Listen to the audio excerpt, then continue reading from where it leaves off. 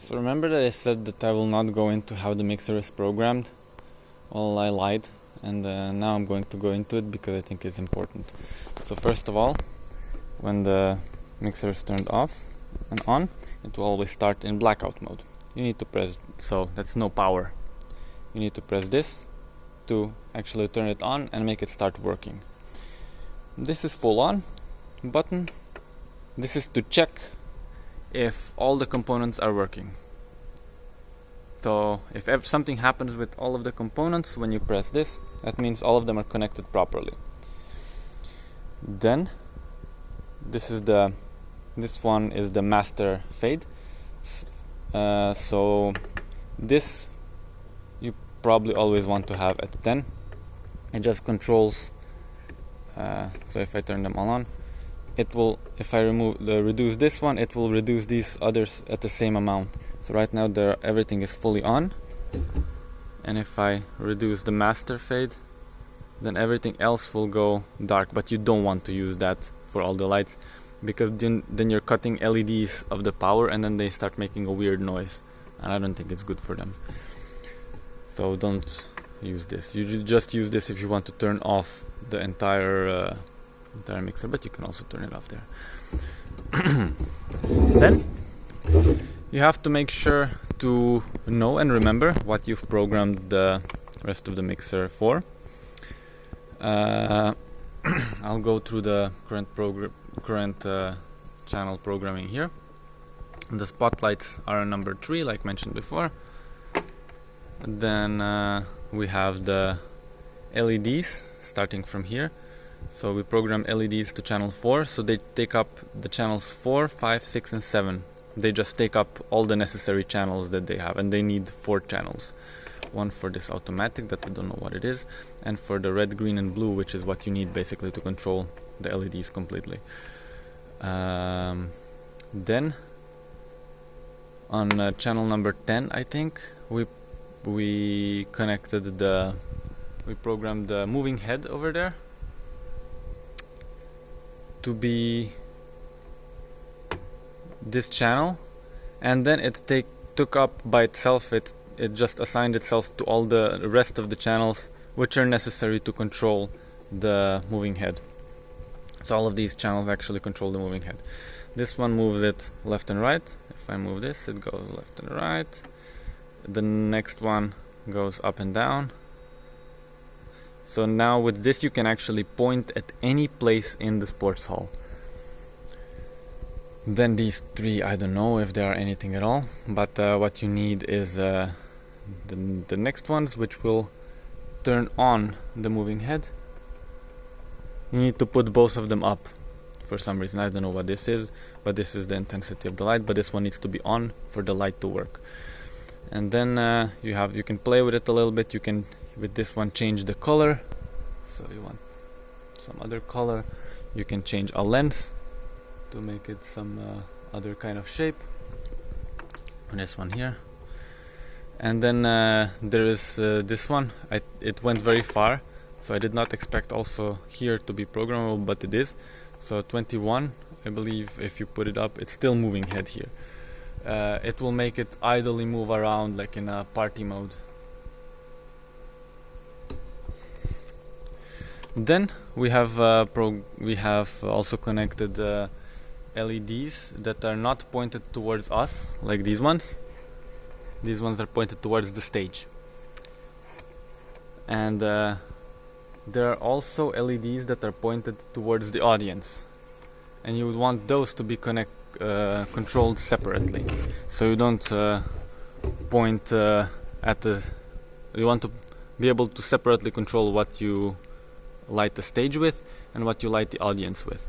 So we programmed those LEDs. I will turn off the light to show. Those LEDs have their own controls compared to the LEDs that point at the stage. And we programmed them here, these 3, because these were the last remaining channels. Actually, I double programmed this one, so it still controls the moving head, but it also controls the LEDs there, which is a little bit of a problem, but not a big one. Yeah. Another thing you want is this thing from the sports hall. You have to ask somebody where you can find this, but this is and you need to change the way you control the lights manually in that room back there, which is the sports hall depot, and you have to switch from it being controlled by those switches into being controlled by this remote. And then which one is it? This one turns off the light and this one turns on the light. Yeah. You also want to have a lamp when the lights are off so that you can see what you are doing without using the flashlight.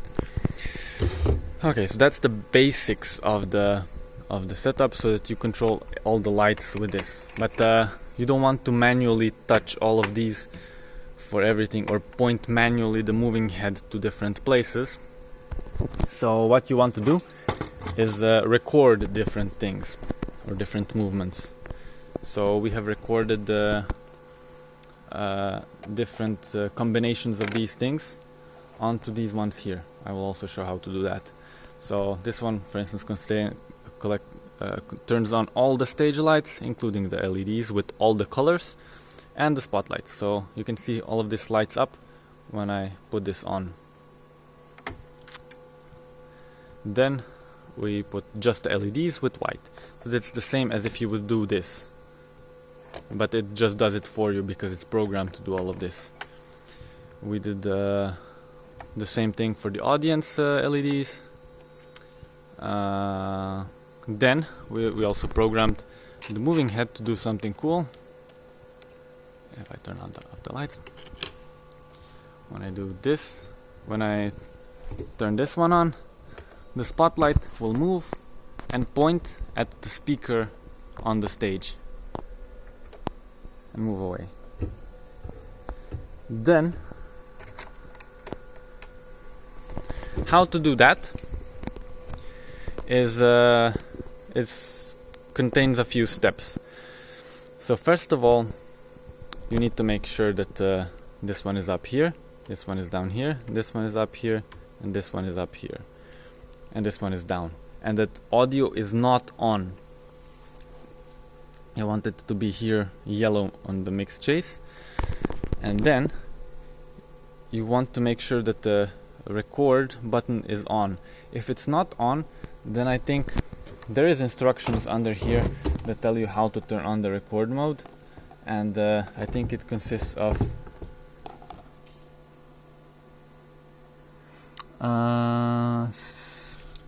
pressing the record button and pressing 1, 6, 6, 8 to enter into the record mode with this light on. And that you press record, boop, and press button 1, 6, 6, and 8. I believe then it should go on. If not, there's YouTube tutorials. So now that the record mode is on, now you can record these things like they have been recorded to be programmed here. And to do that, you want to first change the mode to be green here. So now you have control over all this, and so you can actually have up to 48 channels. When it's here, sorry, wrong button. When it's here, only these ones up here are manually usable, and these ones become the programs that you have done. So you can also have more channels up here, and then program them to one of these. When you change this, you will need to have this red light when you're actually using the mixer and the programs. So this is the default mode that you're using it with. But when you want to program to record something, then you put the green light here.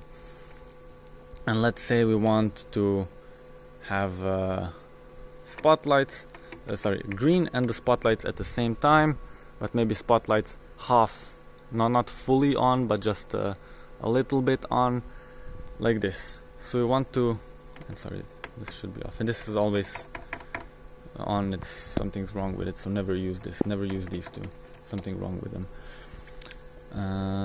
So we want to record at this state to, let's say, this one here. And how we do that is this is green, and we press record. Then everything lights up, and you turn it off. And then it's memorized what you just did. And then you need to press the channel that you want to use and the record at the same time. So I cannot do that because I have to hold the camera with one hand. I will do my best. You press this one, record button. Oh, this is very difficult. I'm still holding the record button.